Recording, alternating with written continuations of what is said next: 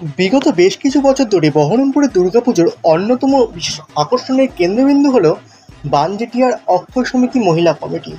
তারা বিগত বেশ কিছু বছর ধরে এই ভারতবর্ষের নানা স্থাপত্য তাদের মণ্ডপসজ্জার মাধ্যমে তুলে ধরার চেষ্টা করেছে। এই বছরেও তাদের দুর্গাপুজোর ভাবনায় রয়েছে সেরকম একটি স্থাপত্য।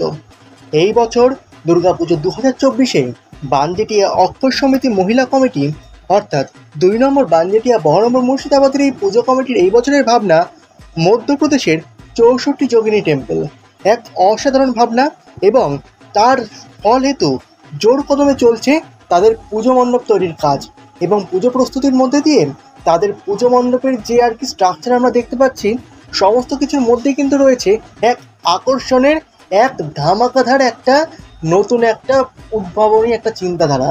সুতরাং সব কিছু মিলিয়ে এই বানজেটিয়া অক্ষর সমিতি মহিলা কমিটি কিন্তু কোনোভাবেই কিন্তু পিছিয়ে নেই, বরং বহরমপুর তথা মুর্শিদাবাদ জেলার প্রথম সারির সমস্ত পুজো কমিটির মধ্যে অন্যতম একটি বিশেষ জায়গা দখল করে রয়েছে বানজেটিয়া অক্ষর সমিতি মহিলা কমিটি।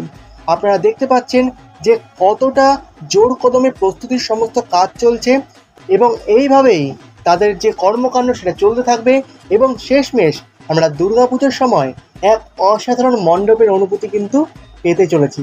আপনারা প্রত্যেকে যারা বহরমপুরের পুজো দেখবেন তারা কিন্তু এই পুজো কমিটিকে কোনোভাবেই মিস করবেন না। আপনাদের যে পুজোর লিস্ট সেই পুজোর লিস্টে রেখে দিন এই বানজেটিয়া অক্ষয় সমিতি মহিলা কমিটিকে। সুতরাং আজকের মতো এই পর্যন্তই।